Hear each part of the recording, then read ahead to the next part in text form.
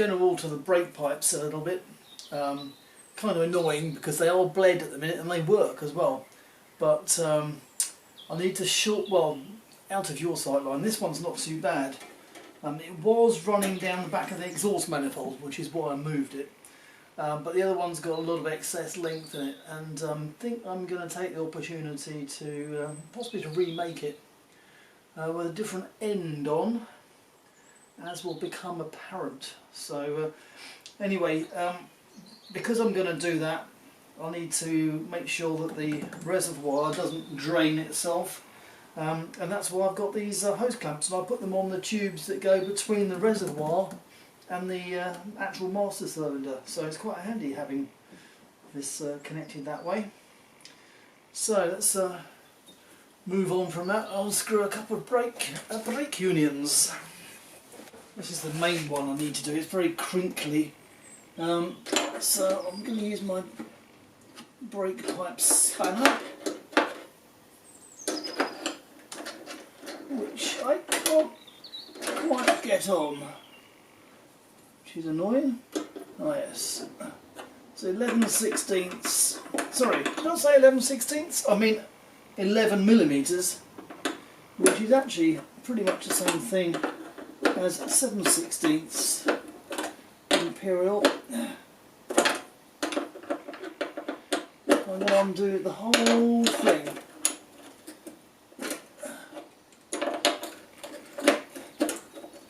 I just hope I don't regret the necessity to bleed the brakes, which is about to occur. I'm fitting this thing using threaded inserts, or riv nuts if you will, and I've actually done one already.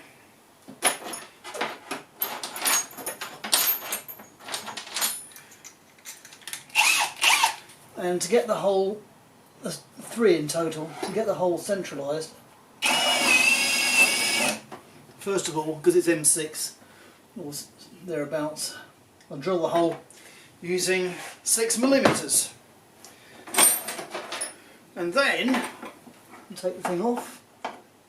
This is just poked in the hole to keep it in position. Now I'll take this off, and now for the extra riv nuts. So riv nuts are a kind of a little bit like pop rivets in a way. That's one, and you pull up using this tool. You pull up the end, which makes it kind of bulge out and fill up, or more than fill up, the hole, which is what makes it stick.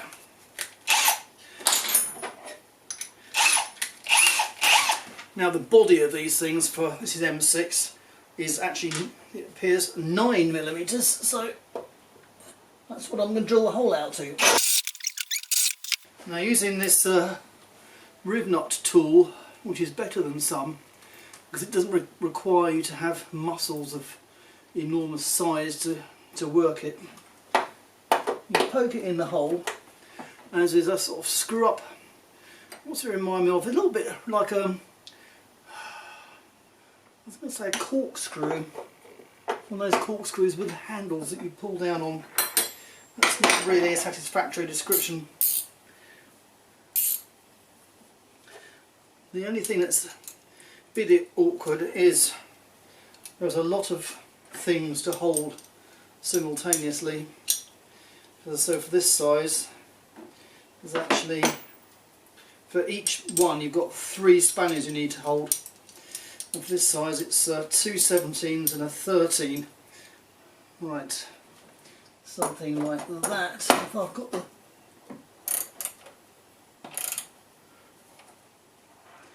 why does that seem to be wrong?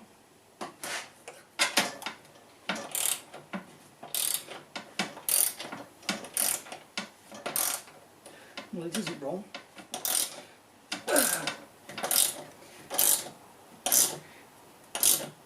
There we go. Don't do it up enormously tight, because these do actually break sometimes.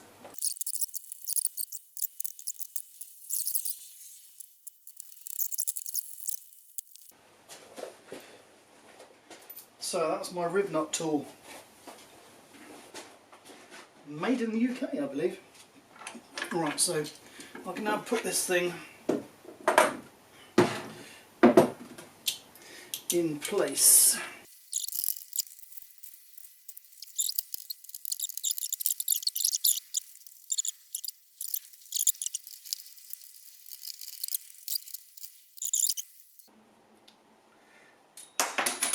That's pretty straightforward. Right, now I'm going to flare this one. So this one I do need to put the fitting on first, because I won't be able to do it after. So this is going to be made, as I mentioned, to be like the end of an clarinet rather than like an oboe, which is what the other ones are like. But I'm going to do, because it's dished in, rather than being like that. Not like that, like that. So I'm going to do what's called a double flare. So first of all I'll do the same as the other one. And then I'll take this one, which is flared the other way, and it pushes the end of the, can't do it one-handed, it pushes the end in basically. So let's see if this works, because I don't often do these.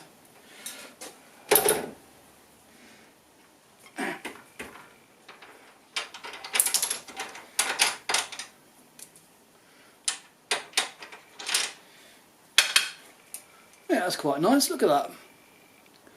Yeah, it's been pushed out and it's been pushed in, sort of thing.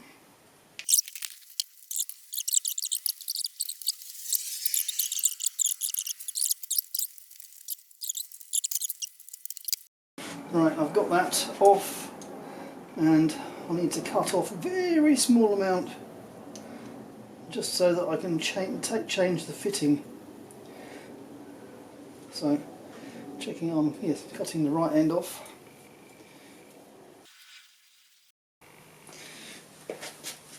Right, now here's a thing, because of my unusual brake configuration, I have to take the caliper off in order to bleed it, because the bleed nipple's the wrong way up, and that's because it won't fit the right way up. But it's not too bad actually, and I have done this before and it does work. Then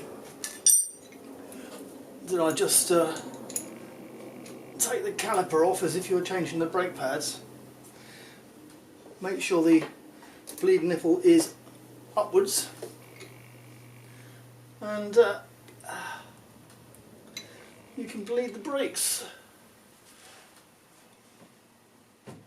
Now, the other thing that I had forgotten about was that this pump actually, well, it's not a pump, it generates a vacuum, but it doesn't generate it more every time you pump.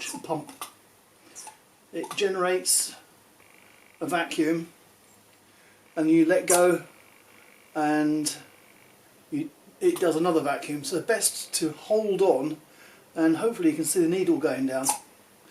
Squeeze, and the vacuum dissipates, and I can see bubbles. You probably can't. There's bubbles coming out of the bleed nipple.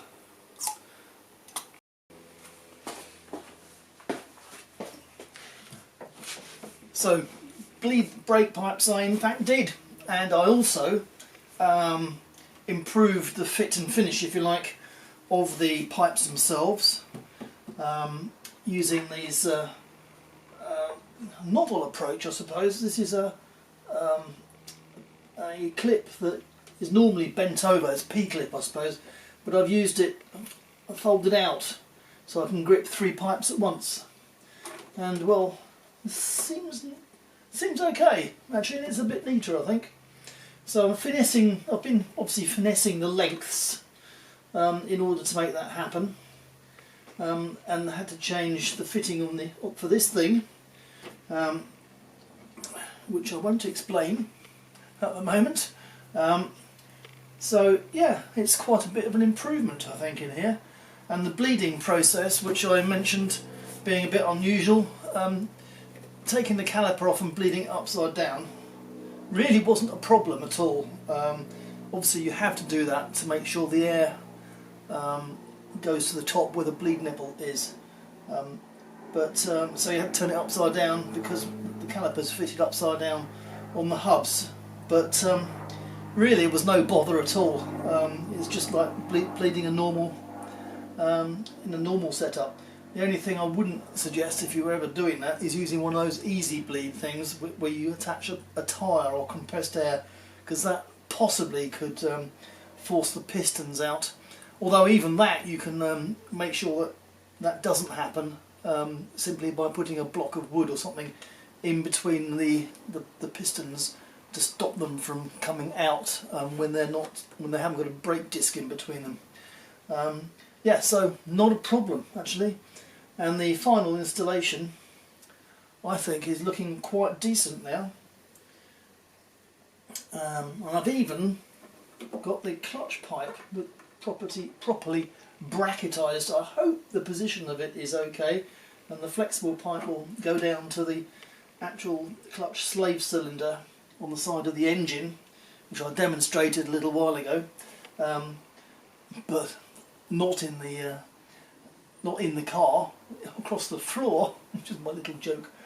Yeah, it ends up around about here, and what I might do is actually attach the slave cylinder to the end of this pipe, and then when the engine goes in, I'll attach the slave cylinder to the engine rather than bleeding it afterwards. That's my current plan. Anyway, you can see a distinct difference in the age of these pipes, can't you? Got the shiny one and really quite a dark one, so it just shows the brightness of these pipes does actually die off quite quickly because there's only a few months between them.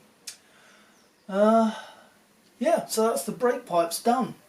I didn't bleed the back of the car.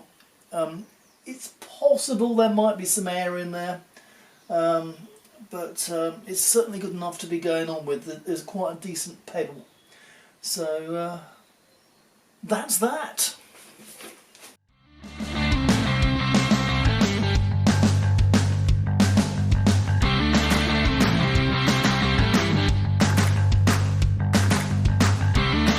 If you got as far as this, thanks very much for watching.